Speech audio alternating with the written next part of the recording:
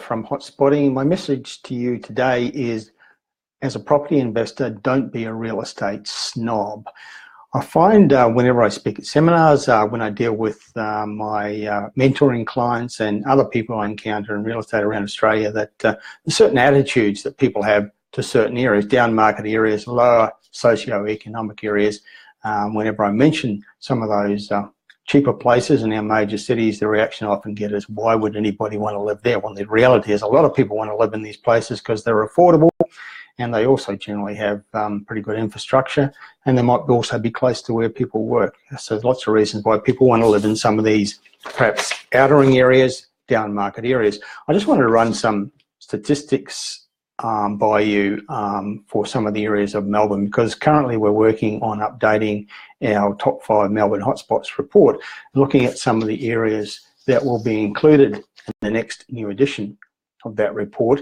And most of the locations that we're highlighting in Melbourne right now are the outer-ring suburbs, and that's because the Melbourne cycle began perhaps 3 or more years ago, and it started in the inner-ring suburbs. It gravitated out eventually over time to the middle-ring suburbs, and as a sign that the cycle's almost run its course right now, the parts of the Melbourne market that are really pumping are the outer ring areas, the more affordable places.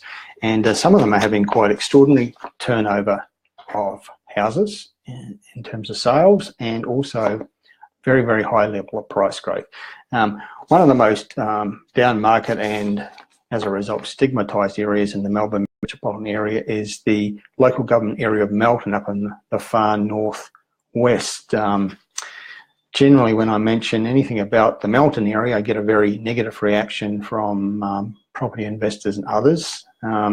Usually with that reaction, why would anybody want to work there? Well, why would anyone want to live there? Well, just looking at our list of suburbs in the Melton local government area, there are 7 suburbs that have had more than 200 house sales in the last 12 months, including some that have had more than 300 house sales in the last. So the turnover of property there is really at a very high rate, but even more interesting is the level of price growth. In the last 12 months, every single suburb in the local government area of Melton has had median price growth of at least 12% in the last 12 months. Many of them 14, 15, 60%, and there's a couple that are as high as 25, 26, 27% in their median prices.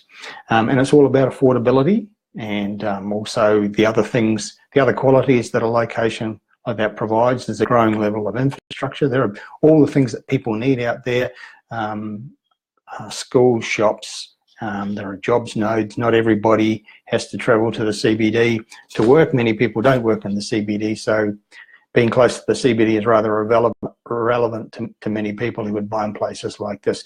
The long-term growth rates are also very good. Most of the suburbs in the Melton local government area have growth averages. This is the average annual growth in prices over 10 years of 7 to 8% a year, and Plumpton, one of the newer suburbs, is over 10% a year. The rental yields are also higher out there. Most suburbs have rental yields around, say, 4.5%, much higher than you would get in any of those plush inner city suburbs that people aspire to live in. Another part of the Melbourne market, also considered down market, and I've heard real estate professionals and others poo-poo this area as being, well, you wouldn't want to buy there. Well, people who bought there a couple of years ago will be very happy that they did, because the price growth has been quite phenomenal in the last 12 months. We're talking about the suburbs of the local government area, the city of Hume in the north of the Melbourne metropolitan area, places like Broadmeadows, Craigieburn, Gladstone Park, Jacana, Meadow Heights, Roxburgh Park. Generally places that are, at the lower end of the market, median prices for houses in the 400,000s, some in the 500,000s. But just looking at the growth in prices, median prices in the last 12 months, most of them are in double digits, but there are 2, 4, 6, 7 suburbs that are median price growth above 20% in the last. So Broadmeadows, median price has grown 29% in the last 12 months. Fawkner, 21%. Gladstone Park, 24%. Jacana, 26%, etc. So Many of these places that are generally people wouldn't consider buying in because they think that they're somehow problem areas, down market.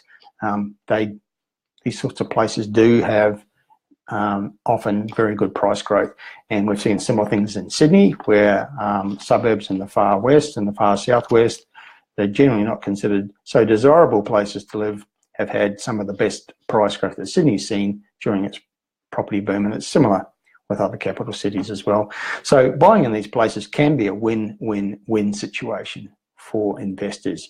Your buying prices are much lower, your rental yields tend to be much higher, and if you're buying in the right places at the right time, you're going to get really good price growth, such as people did who bought a couple of years ago in the suburbs of the city of Hume in the north of Melbourne, or the city of Melton in the far northwest. So do yourself a favour, don't be a real estate snob, have an open mind when considering location and the qualities that you really need to be looking for as property investors when you're buying. That's it for now. Talk to you again soon. Terry Ryder from Hotspotting signing off.